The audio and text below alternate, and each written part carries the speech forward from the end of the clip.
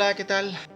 Bienvenidos a un nuevo episodio del podcast Historia Universal Contemporánea. Este episodio especial correspondiente al día 22 de noviembre del 2022, en el cual vamos a platicar en general sobre el asesinato de John F. Kennedy, sucedido al mediodía de aquel 22 de noviembre de 1963, hace pues ya 59 años. El próximo año se habrá de cumplir 6 décadas del asesinato de John F. Kennedy, un tema que fue petición de mi amigo Sergio Esquerra, y en respuesta a esa petición, pues claro, vamos a dedicar este episodio especial al asesinato de John F. Kennedy. Bueno, antes que nada, decir que este episodio va a constar de una introducción en la que voy a hacer una suerte de biografía rápida de la figura de John F. Kennedy, para posteriormente pasar a una relatoría concreta de los hechos que sucedieron aquella tarde, aquel mediodía del 22 de noviembre de 1963, y pasar pues a una de las partes que es más complicada, que son las teorías conspirativas, las teorías de conspiración que hay alrededor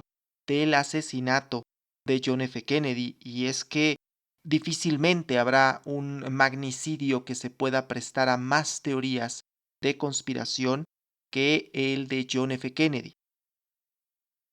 Primero que nada, hablemos de historia y preguntémonos quién era John F. Kennedy. Y es que, aunque muchas personas de los que escuchan este podcast puedan obviar esta situación, lo cierto es que estamos cada vez más lejos de los años 60.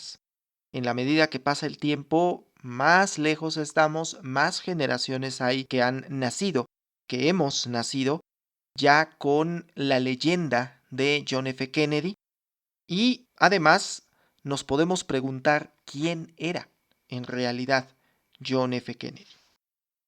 Comenzar por lo obvio, John F. Kennedy era presidente de los Estados Unidos cuando fue asesinado el 22 de noviembre de 1963. Él era el 35º presidente de los Estados Unidos, electo para el periodo que comenzó en enero de 1961 y habría de terminar en enero de 1965.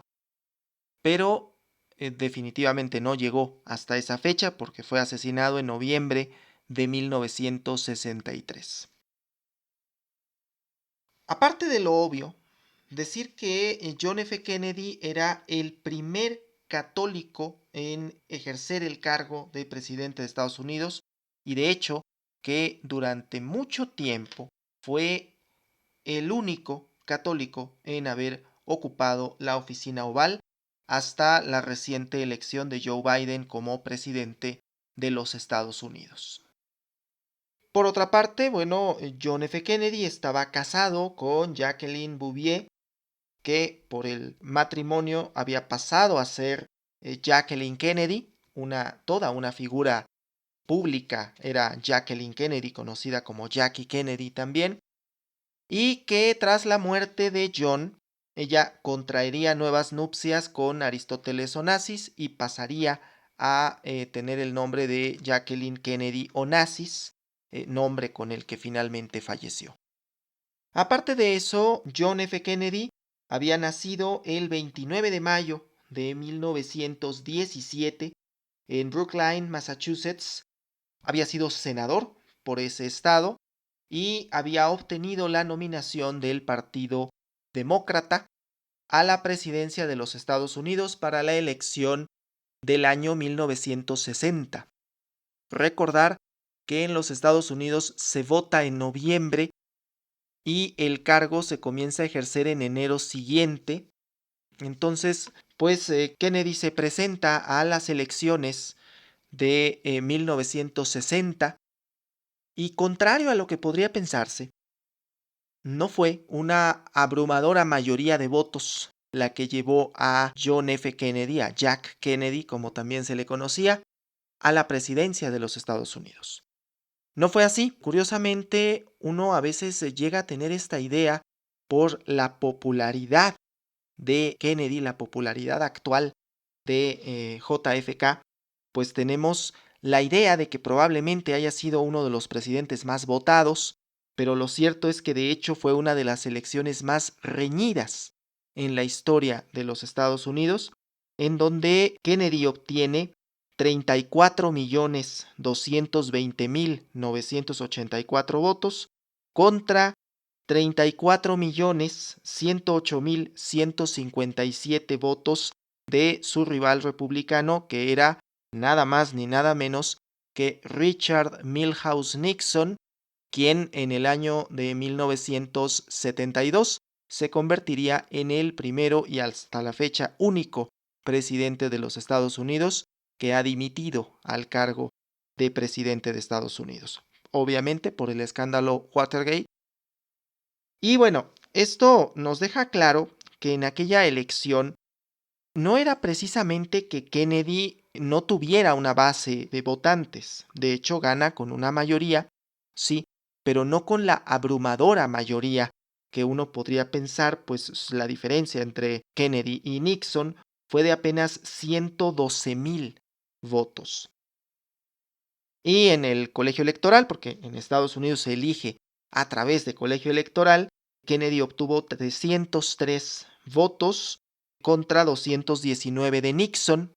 Curiosamente, uno ve hoy en día el mapa electoral de los Estados Unidos y tiende a ser muy marcado que ciertos estados votan a favor de candidatos republicanos o demócratas. El caso California, que es un estado que normalmente suele votar por candidatos demócratas, en esta ocasión, en el 60, votó por un candidato republicano que fue Nixon, y contrario, el caso Texas, que es un estado tradicionalmente republicano, pues votó a favor de Kennedy.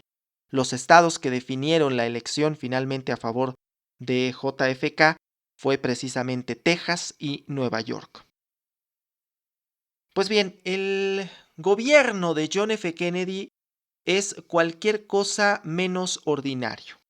Tiene una serie de situaciones de política internacional, y es que aquí nos podemos referir al momento y a la coyuntura histórica que se estaba viviendo en ese momento. La Segunda Guerra Mundial había terminado en 1945 y comenzado una nueva dinámica global que era la Guerra Fría entre las dos potencias que estaban en juego en ese momento. Por un lado, los Estados Unidos y por el otro lado, la Unión Soviética. Entonces, es claro que el gobierno de Kennedy tendrá una serie de afrentas. Se presenta meses antes de comenzar su gestión la revolución en Cuba. Hay una profunda división, ya lo decía Winston Churchill, del Báltico al Adriático ha caído un telón de acero sobre toda Europa. Y entonces estas tensiones empiezan a dar sus frutos en el periodo de 1960, que será el que le corresponda a John F. Kennedy presidir el gobierno de los Estados Unidos. Algunas de las principales afrentas que le corresponde tener a Kennedy es, por supuesto, la revolución en Cuba y de ahí el fallido intento de invasión de la isla de Cuba en Bahía de Cochinos. El intento, eh, por no decirlo fracaso, de intento de invadir la isla de Cuba por parte de unos disidentes cubanos que pretendían el apoyo de los Estados Unidos y que lo tenían en cierta manera, se ve frustrado entre el 15 y el 19 de abril de 1961, recién estrenado el gobierno de Kennedy, que a su vez esto provoca la radicalización de la postura diplomática del gobierno de Castro, de Fidel Castro Ruz, que era el gobernante de Cuba en esos turbulentos momentos, y se radicaliza la postura de Castro y comienza a tener el apoyo, claro, de la Unión Soviética, como es por muchos conocido. Hay un coqueteo entre Cuba y la Unión Soviética en este momento, y el intento fallido de invasión en Bahía de Cochinos no hace otra cosa más que acrecentarlo y alimentarlo, provocando esto y llevando más bien esto al mundo al borde de la Tercera Guerra Mundial, de una guerra cuyas proporciones habría sido totalmente destructivas para la humanidad. Ahora sí que, como decía Einstein, no sé con qué armas se vaya a luchar la Tercera Guerra Mundial, pero es claro que la cuarta se va a pelear con palos y piedras. Lo cierto es que el intento de invasión de Bahía de Cochinos provoca una serie de acciones que van a comenzar a acrecentar, a tensar la liga entre los Estados Unidos, Cuba y la Unión Soviética, al punto de desembocar en la crisis de los misiles, que sucedería en octubre de 1962. Un momento de tensión internacional gravísimo, en donde tuvo que haber incluso pronunciamientos por parte del Vaticano, por parte del entonces Papa Juan XXIII, e incluso, pues digamos que ese fue un momento, y las personas que vivieron esto lo recordarán y no dejarán mentir, que se pensaba que la Tercera Guerra Mundial podía estallar en cualquier momento. Había una tensión en el aire por esta situación de los misiles que se encontraban aposentados en Cuba, que se pretendía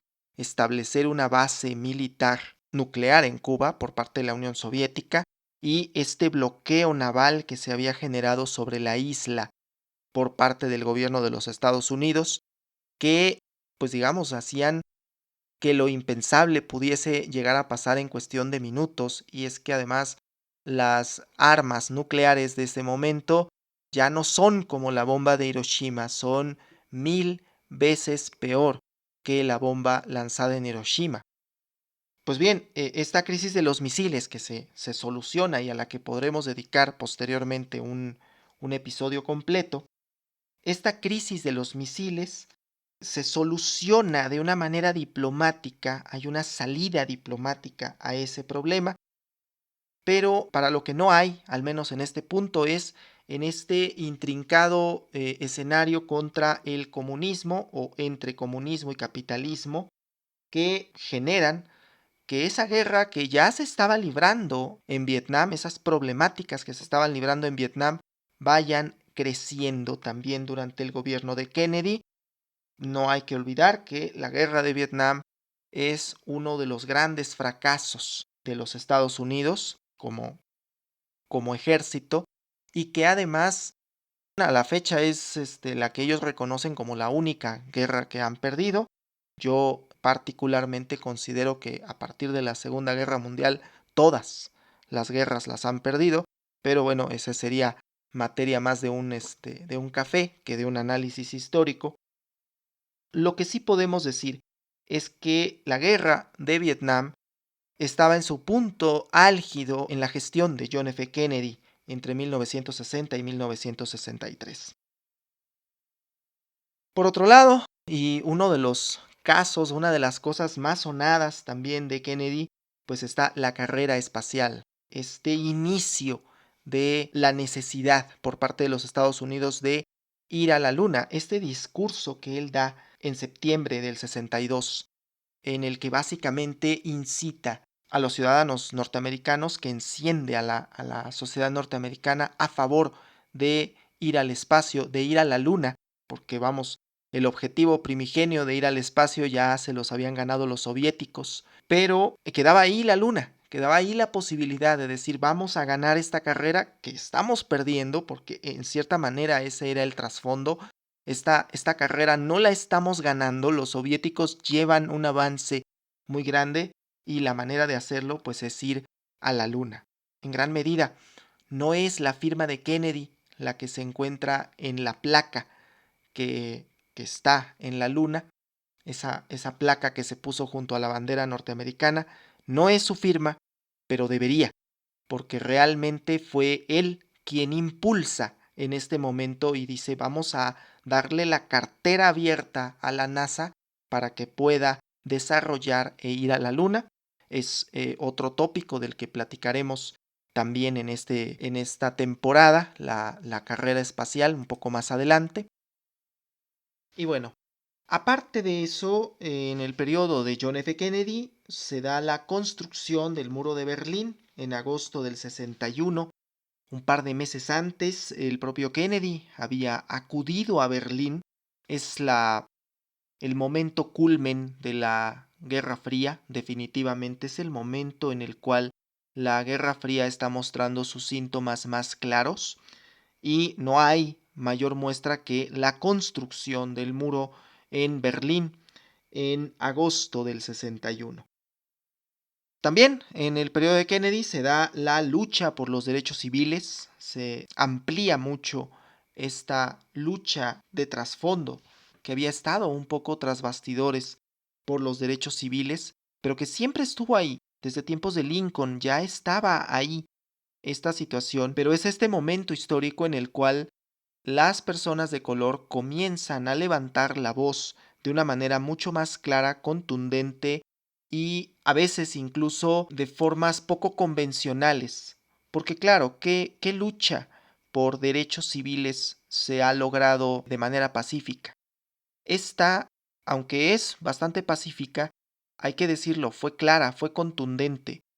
Y es este momento en donde al principio las políticas de Kennedy habían sido bastante tibias, pero cada vez más él se ve obligado, en cierta manera, a instaurar políticas cada vez más abiertas, a permitir la inclusión de las personas de color en la vida pública de los Estados Unidos. Y es este momento, los años 60, principios de los 60, en donde va a aparecer esta lucha por los derechos civiles de una manera mucho más clara, mucho más contundente de lo que venía sucediendo.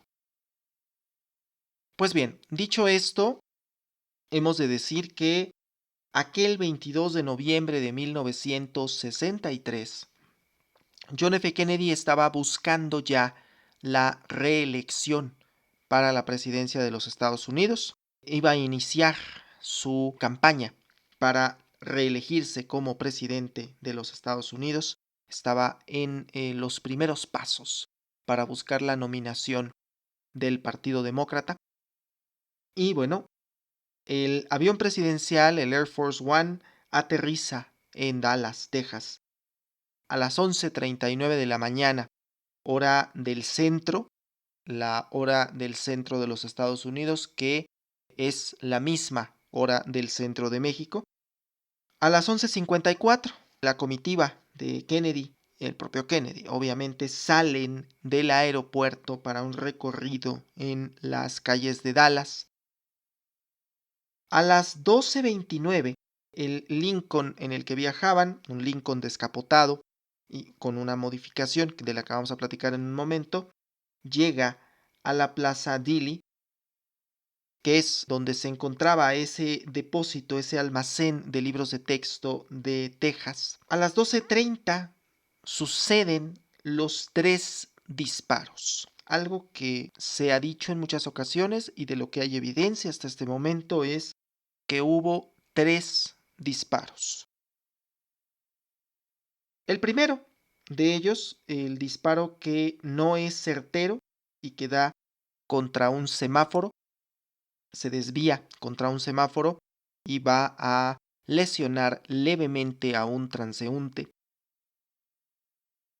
La segunda bala, que es conocida por algunas de las teorías de la conspiración como la bala mágica, que 3 segundos y medio después de la primera entra por la espalda alta de John y sale por su garganta. Es este momento que en el video, en las imágenes que hay, el propio Kennedy se pone una mano en el cuello, deja de saludar y se pone la mano en el cuello.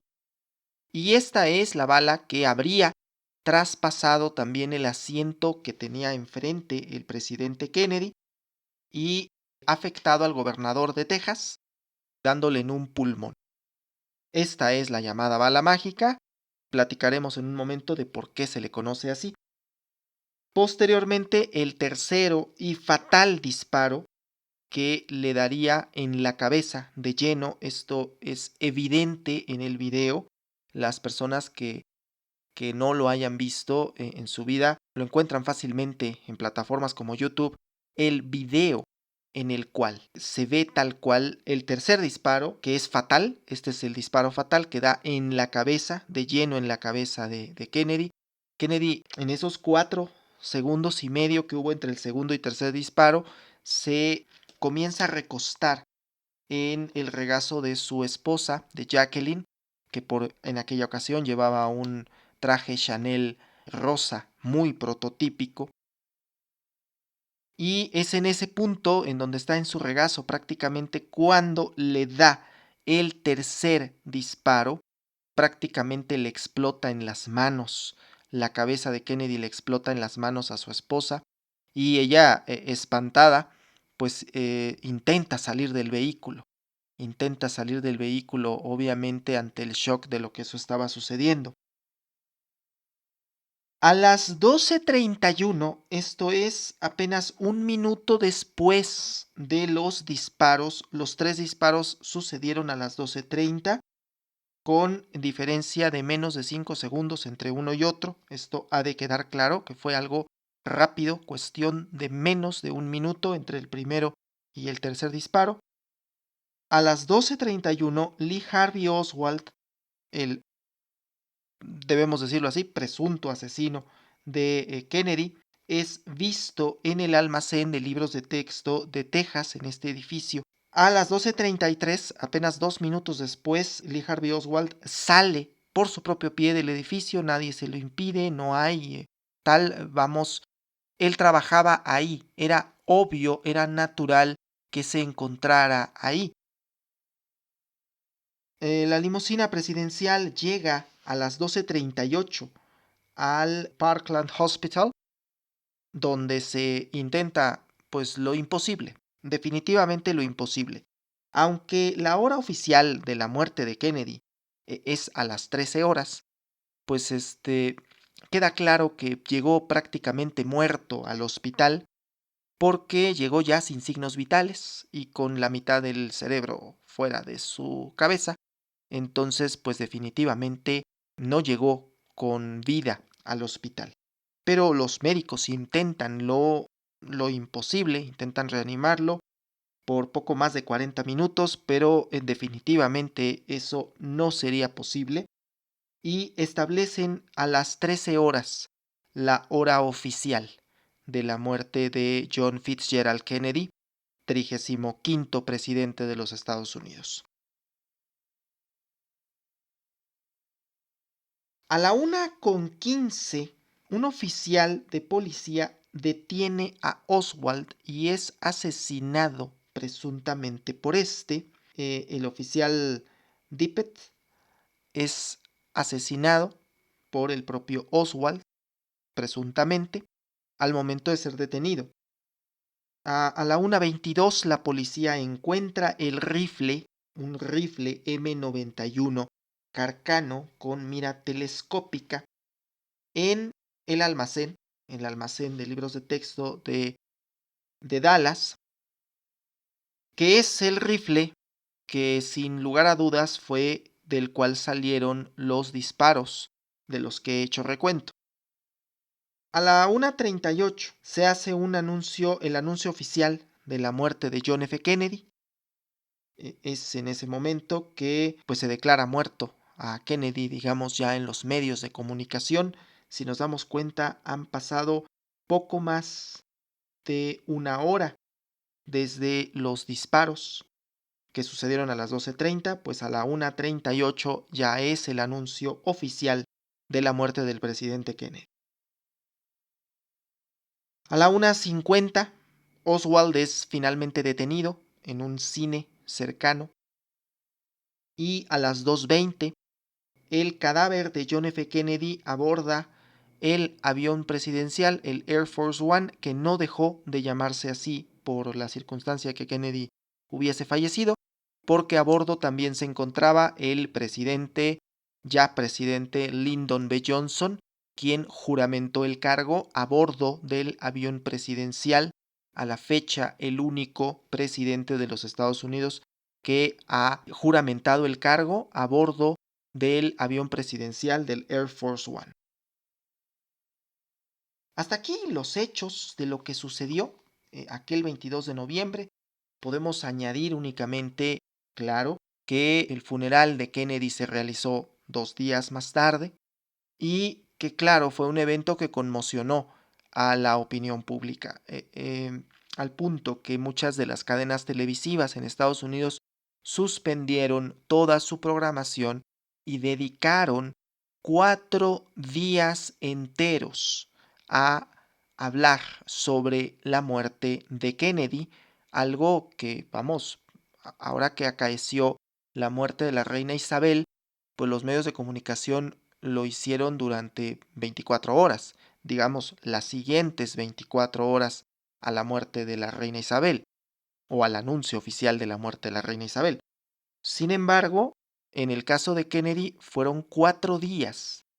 Y también ha de decirse que uno podría pensar que ha habido coberturas mediáticas actuales mucho más grandes, ¿no? Se antoja la cobertura de los atentados del 11 de septiembre.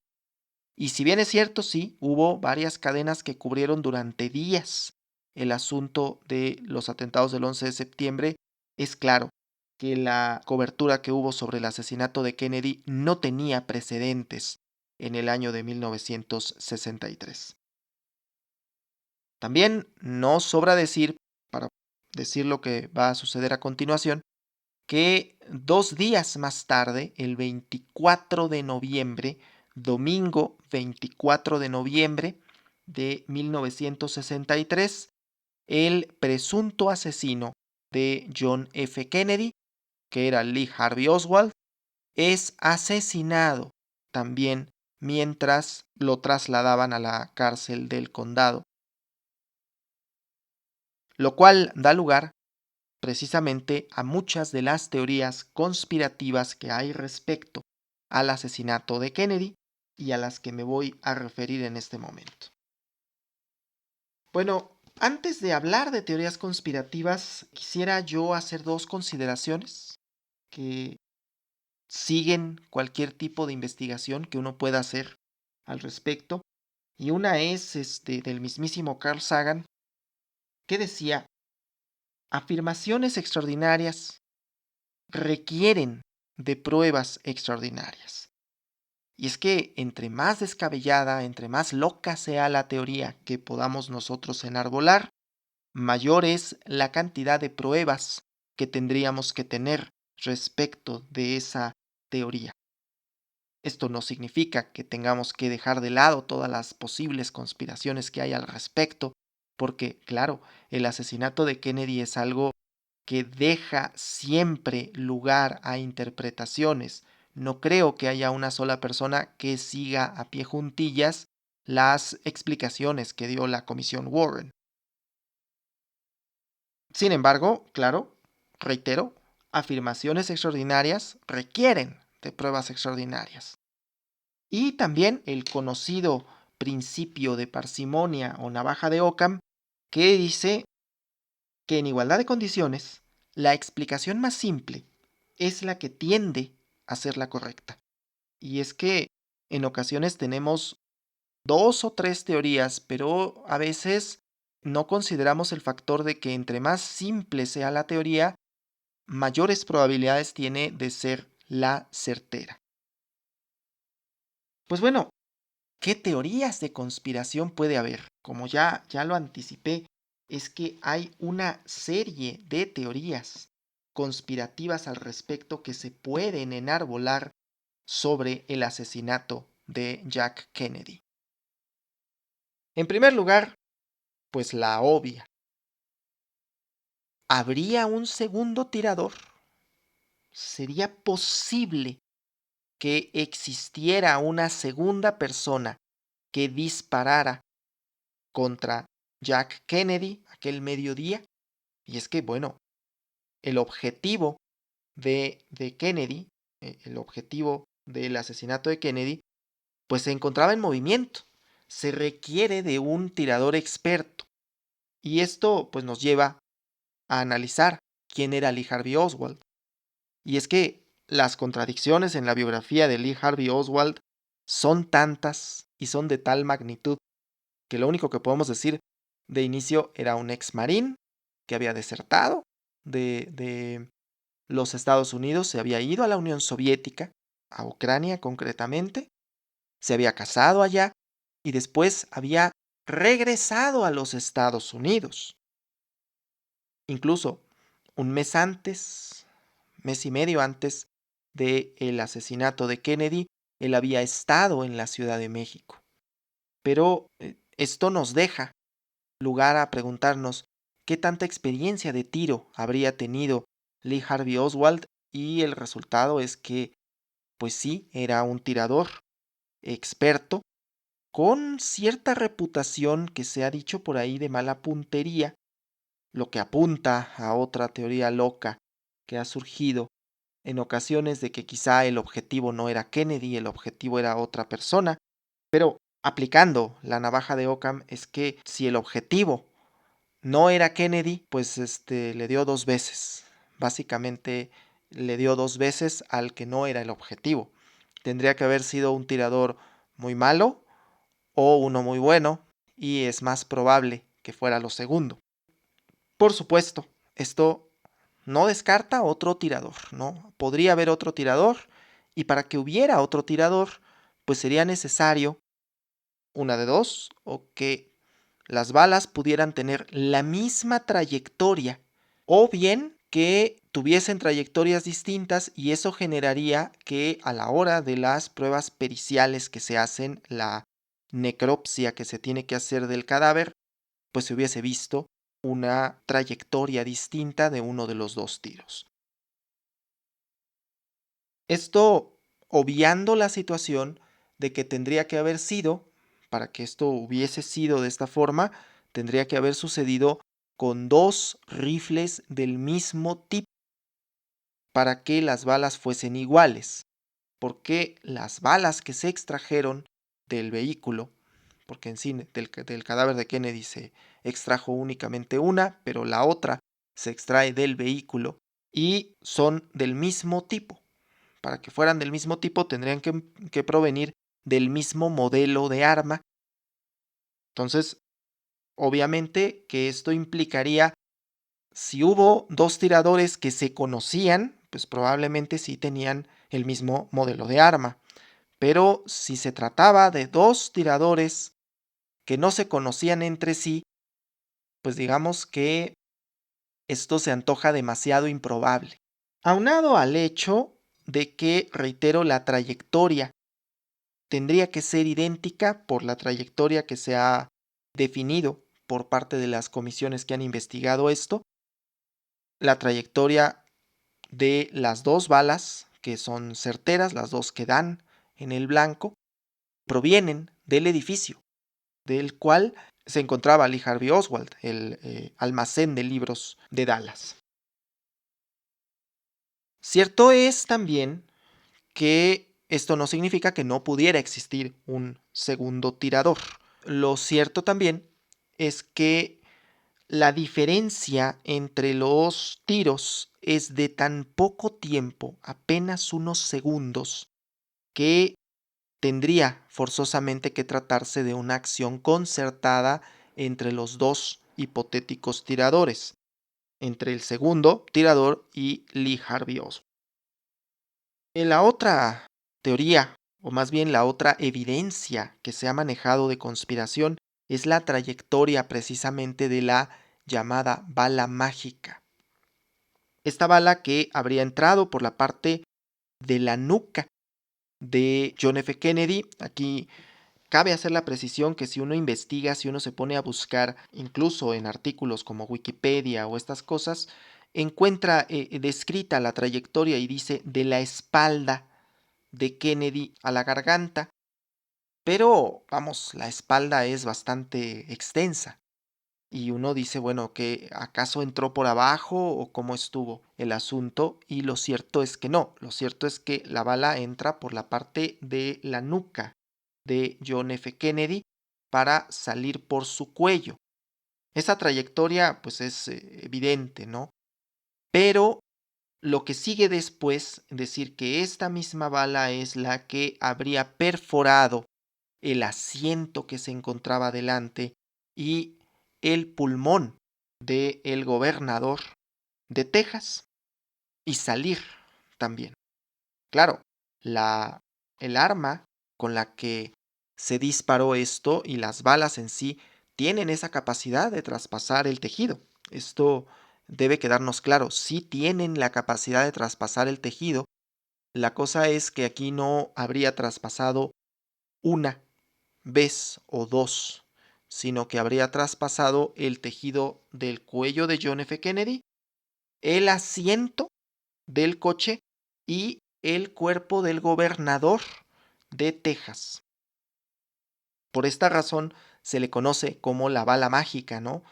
Porque la otra bala, la que da finalmente en la cabeza del presidente Kennedy, no traspasa todo el cuerpo, todo el cráneo, sino entra, sí, obviamente entra, explota, sí, el cráneo en sí explota, pero la propia Jackie no sufre de una contusión por parte de esta bala, entonces queda ahí la duda en ocasiones, ¿será acaso que la segunda bala no pudo traspasar el tejido y la primera sí?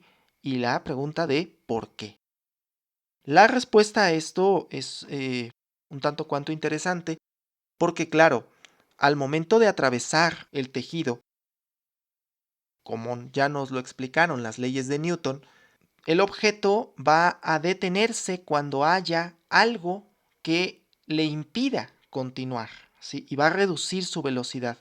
Y claro está que el cráneo es un hueso que es mucho más sólido que el tejido que se encuentra en el cuello.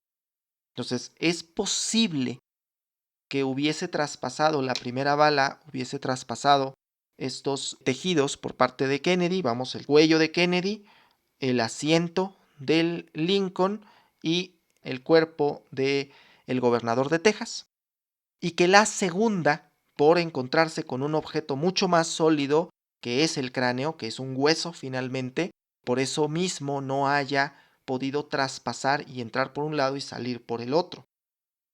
Esto, reitero, es únicamente una consideración atendiendo pues a las leyes de la física. También claro que el asiento en el cual se encontraban John y Jackie, que era el asiento de la parte de hasta atrás de ese Lincoln, se encontraba elevado respecto del asiento frontal, el asiento de enfrente en el que estaba el gobernador, que se encontraba al nivel normal.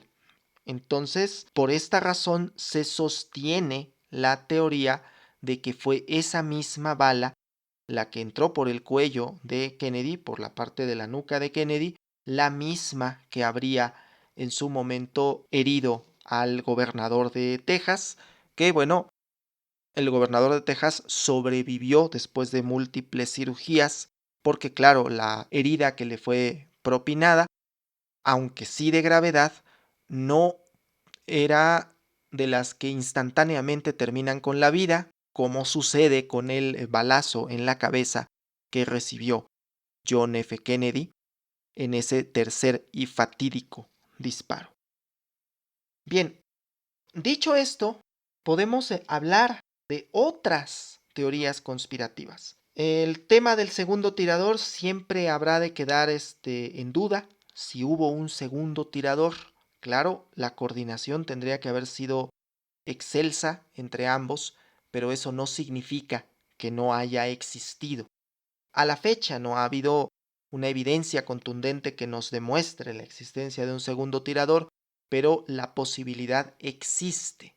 Porque claro, no se trata del único rifle M91 que existía en el universo como para decir que Lee Harvey Oswald utilizó ese rifle y nadie más podía tener acceso a ese modelo.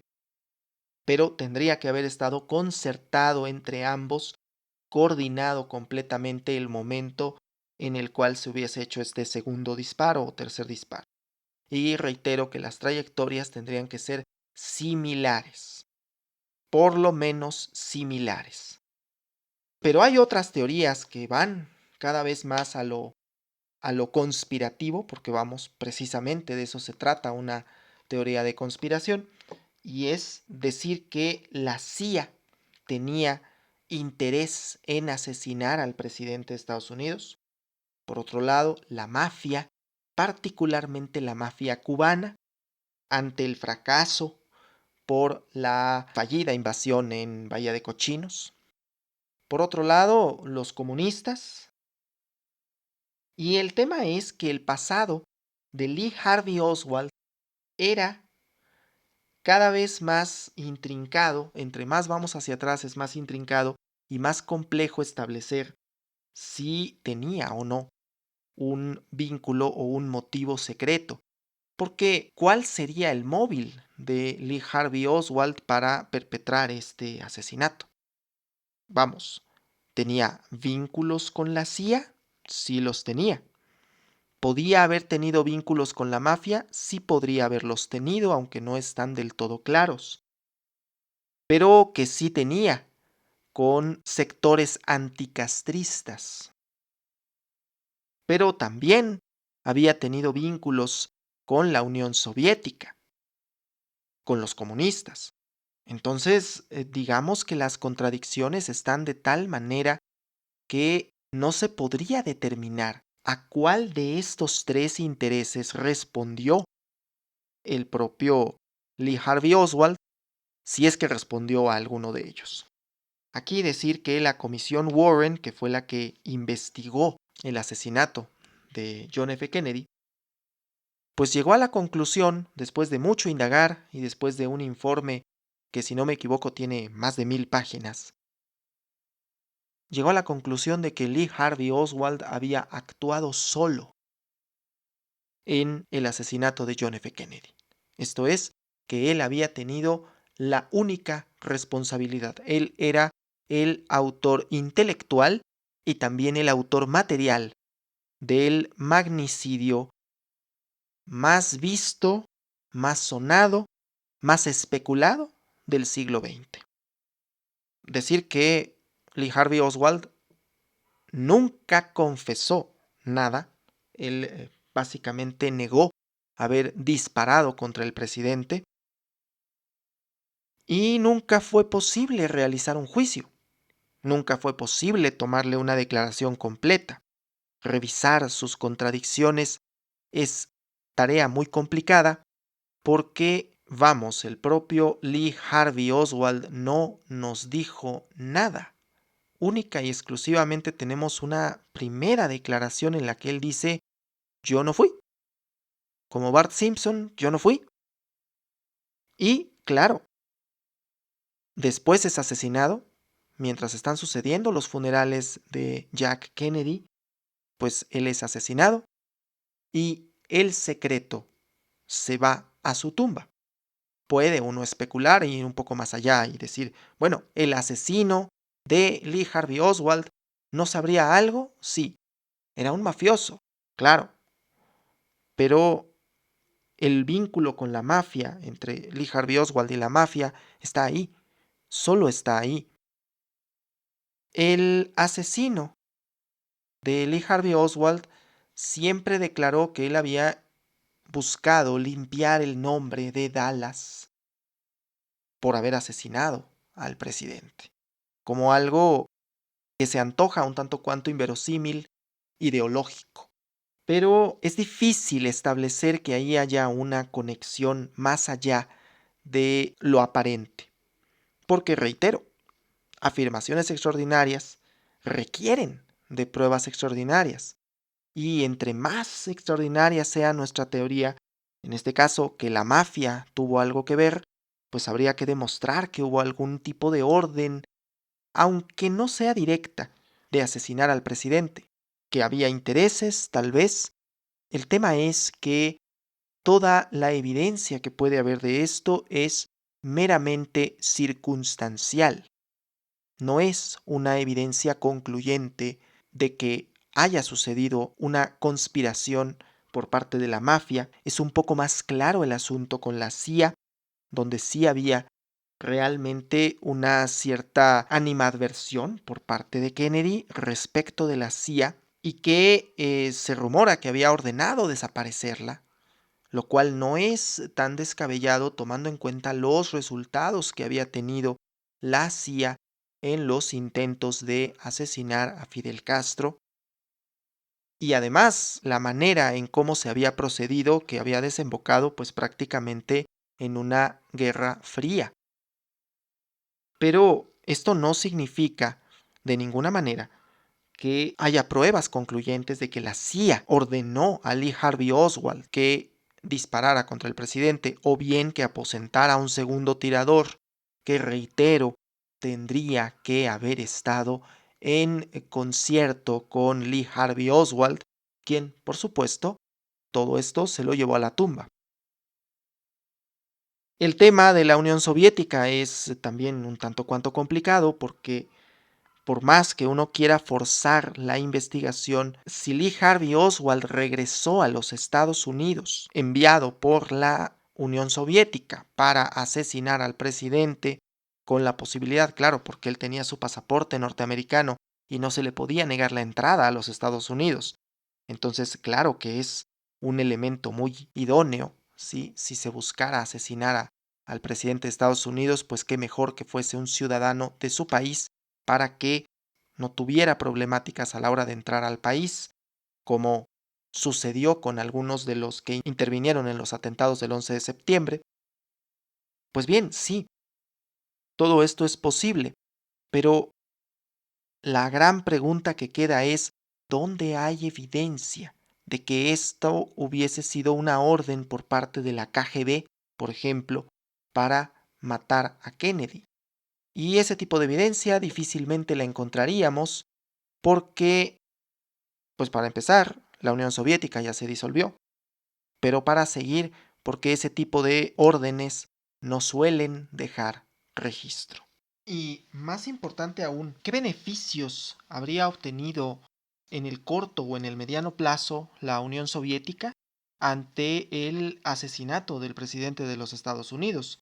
Porque era claro que su sucesor, Lyndon B. Johnson, seguiría con la política que venía sosteniendo el presidente John F. Kennedy.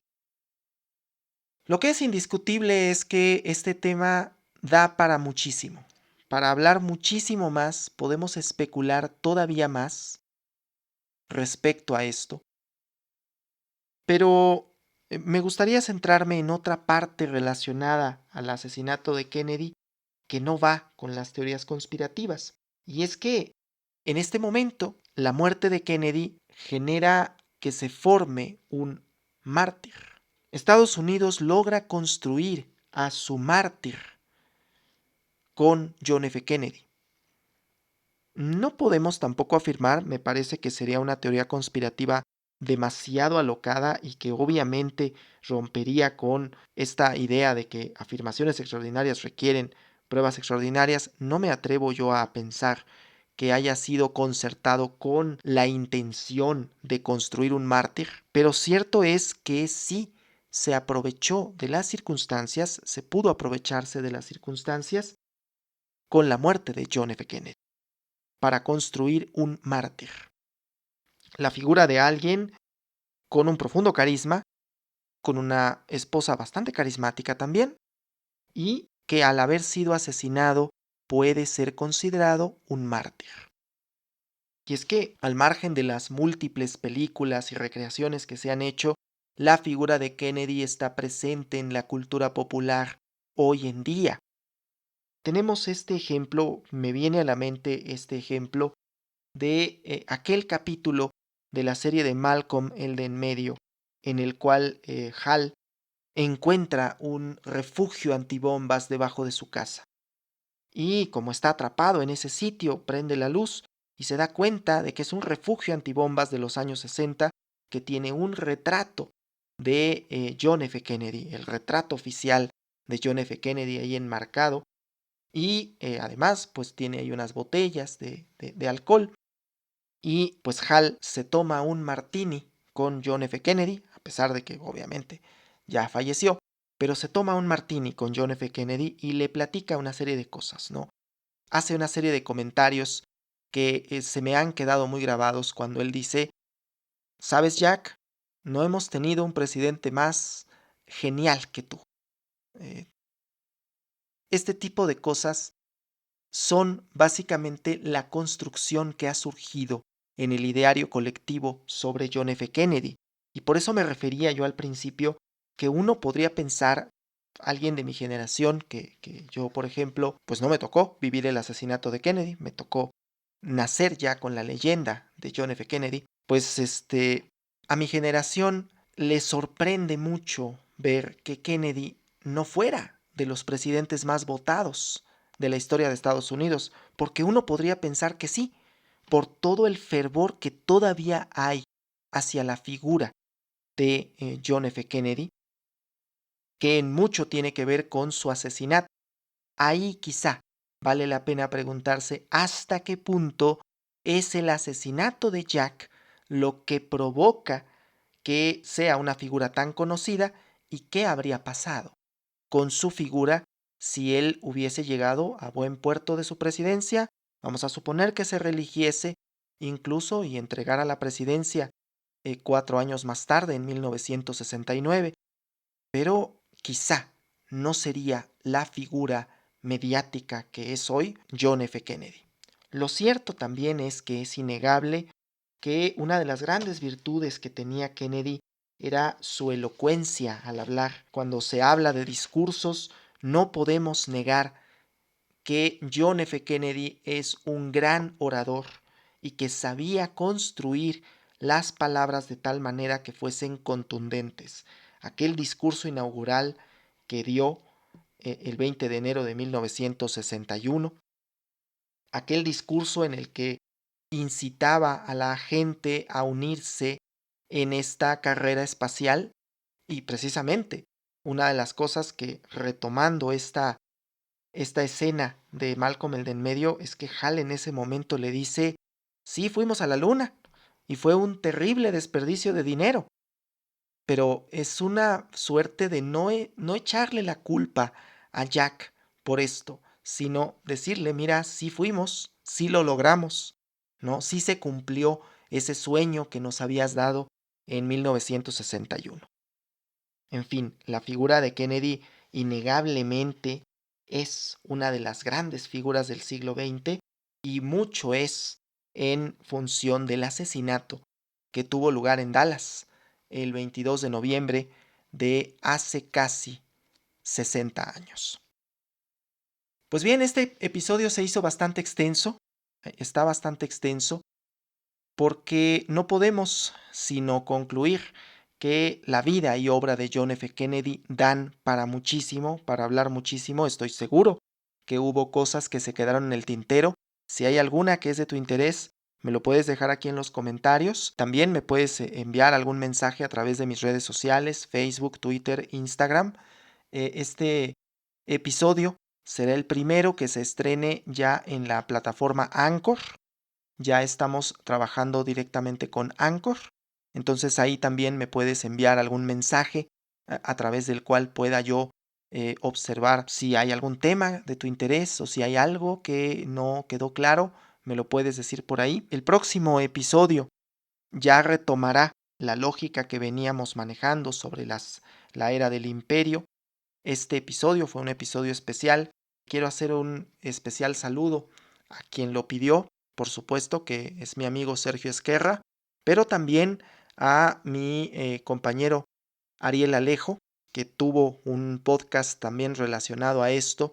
En el Día de los Bestias platicaban ellos sobre el asesinato de Kennedy y debo decir que tuve que volverlo a escuchar para refrescar algunos de los datos que he dado en este episodio. Por lo tanto, también les recomiendo, si tienen más interés en esto, pueden buscar este episodio de podcast de El Día de los Bestias, llamado tal cual, el episodio 19, John F. Kennedy, de mi amigo Ariel Alejo, quien tiene también este tema en un podcast. Bueno, por su atención, muchísimas gracias y hasta la próxima.